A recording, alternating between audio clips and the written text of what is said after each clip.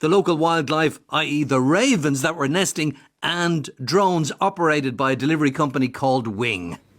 That's right, Derek. And we have two species of ravens and crows in Canberra. We have a slightly larger one called the Australian raven, which is about the size of your hooded crow. And they're very bright and they're very defensive. And we have deliveries to homes with a drone company. Wing Drone delivers various products to people's homes. It's an experimental program that started in Canberra a number of years ago.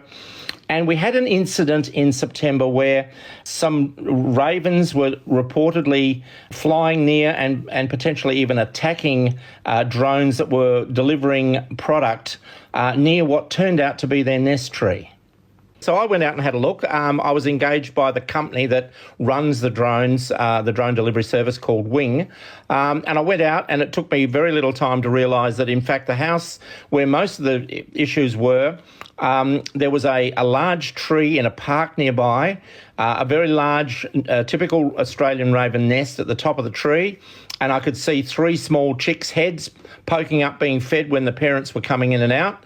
And certainly when the drones came nearby, the parents didn't like that, and they were making strong alarm calls, and on a couple of occasions they flew at the drone. And whilst I didn't see it, on a social media post, there was a shot taken of one of these ravens grabbing the back of the drone and giving it a shake as it was coming in to do a delivery. The bird was completely unharmed, the delivery proceeded, and the drone was unharmed. But the company was concerned enough about what was happening to get me to have a look and to make recommendations about what was happening and what we should do. What they were doing, Derek and panel, is that they were attacking the drones as though they were an eagle approaching the area. This is classic raven behaviour.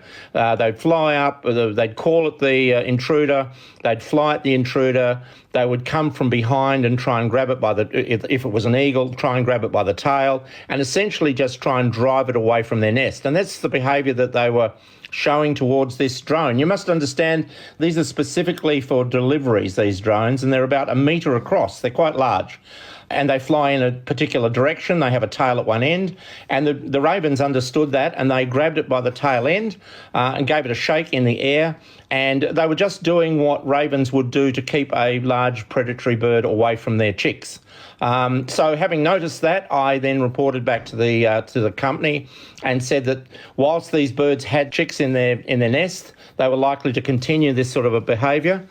And the company immediately closed down operations for an area of about 300-metre radius around that nest site for the duration of the nesting. And I was able to report back at the end of November that the birds were clear of the nest and deliveries resumed. And the ravens, whilst they were still in the area, they just made the odd alarm call at the drones when they saw them, but they showed no more interest. Neil, you mentioned a tail on the drone. I'm not terribly familiar with drones. I've seen them, but I've never operated one. Now, it brings back a memory. It used to be said here that birds responded to helicopters. They panicked when helicopters came over.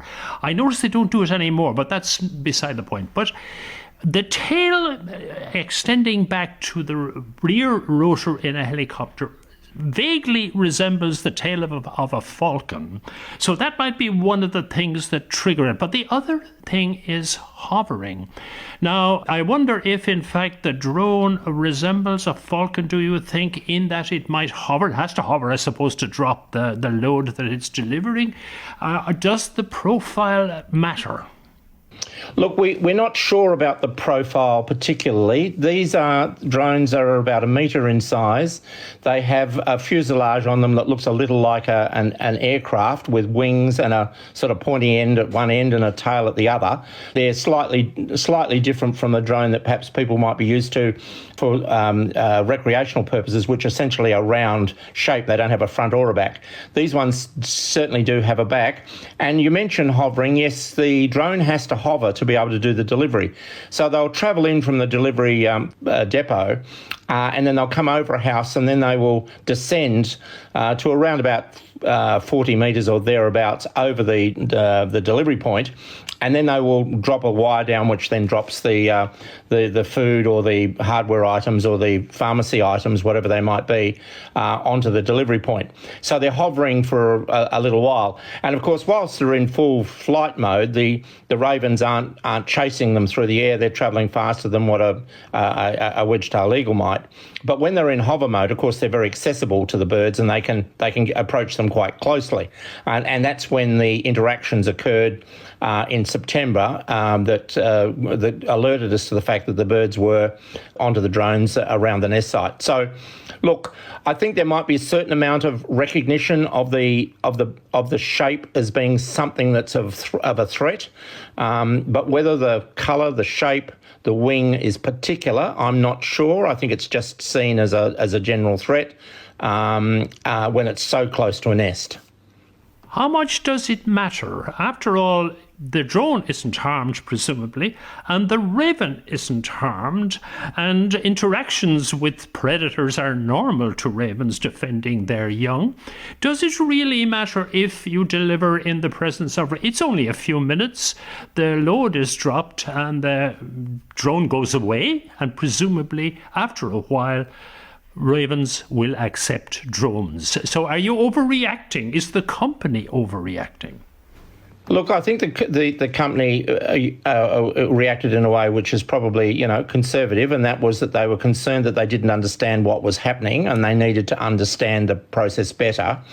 One of the things you do need to understand is it wasn't just one delivery point near the nest. There was other customers who were also getting deliveries. So then it might well then have been a question of how often the drones travelled into and out of the area that the birds were defending. So it wasn't just the one delivery point that was potentially causing the issue. So I think it was wise for the company to suspend operations whilst we tried to understand better what would happen. And in fact, what happened was that the ravens successfully raised their chicks. Once the chicks got to a point where they had fledged, and they'd fledged for about a couple of weeks, because they tended to stay in the tree for a while after they fledged. But once they got to a point where they were sort of becoming more or less independent, the parent ravens weren't concerned about protecting them. And so the reaction then to the drones, as they then started doing redeliveries in the area, was interesting to watch, to see whether the ravens were then going to continue to be concerned by them, but they weren't. So I think that's a good piece of learning from this season's operations and those particular birds. Neil, I'm very interested in what you're saying about the delivery drones that are causing the problem. We don't have delivery drones here in Ireland in any meaningful sense yet, but we have encountered some problems with photographic drones and incidents with birds. I actually came across a case where a peregrine falcon was indeed killed by a drone, by those whirring rotor blades, when someone was trying to take a photograph too close to its nest. This caused disturbance. Obviously, the peregrine falcon, a bird that we have both here in Ireland and in Australia, supreme predator, of course, can fly at speeds of up to 300 kilometres an hour. It seems that it saw this drone as being a threat to its nestlings, dove around to try and intercept it, and actually had its wing severed by one of the blades. And obviously a bird like a peregrine falcon, unfortunately, is not going to survive an incident like that. We've also had cases where people have been trying to take photographs, particularly at seabird colonies, where they fly the drone onto a seabird island that would normally be inaccessible. This has caused big panic among birds such as our northern gannets, very similar to your Australasian gannets there in the southern hemisphere. And this, of course, it might make for a spectacular video and photograph, but the birds are panicking. It leads them to deserting their nests. And this, of course, then means that other birds, other predators perhaps, like corvids, which are obviously very smart and will take opportunities where they arise, would then come in and predate the eggs or the chicks while the parents are off the nest with this disturbance. Is that something that you've noticed in Australia as well? And is there much awareness of this problem among photographers and drone operators? Look, my experience is not with the photographers and the other commercial space. My experience is only with the drone operations. But I have anecdotally seen reports of, our wedge-tailed eagle, for example, which is like your golden eagle, is particularly aggressive towards recreation drones in various places. But one of the things about the delivery drone process is that before they start delivering in an area, they get someone like me to actually do a complete analysis of the bird risks in places. So the chances of flying near, well, for example, a peregrine's nest is something that I would take very seriously. We don't have the situations in the sites that we're operating where peregrines are nesting in any suburban settings. But if they were, that would be a new thing, a new risk to look at if that was the case. The places where they currently operate are all suburban areas where there aren't birds of prey that are nesting. They're largely suburban, and so almost by definition we don't have eagles and falcon nests in those areas commonly in Australia. But if there were sites that were identified, a commercial operator like Wing would do what they've done with these the ravens, and in fact I think one of the good things about this raven experience is it's given the commercial drone delivery company and the regulators a good practice run, if you like, as to what would happen and how to manage when we know that there is a potential risk in a particular place. So I think this experience with the ravens has been a good one in a way because, well, it was successful in the fact that the birds raised their chicks, the drone wasn't damaged, there was a suspension in deliveries from an area, but also the process of doing that, the identification of the problem, etc. I think has been a good test for how all this sort of this process could work in the future. So I'm not belittling the risks in terms of peregrines. Clearly, they won't be doing drone deliveries over seabird colonies anywhere. There'd be no prospect of that. But that's one of the things that we're learning about is to work out which areas these drones should not fly over. And I already prescribe areas for this company that they shouldn't fly over, and we're being very conservative about that. We may find that birds like ravens will actually accommodate these things. And as I said, we had a 300-metre zone around this nest. It may be that that's not necessary. It may be only 100 metres is necessary for a raven nest, and that's something we might learn in future seasons.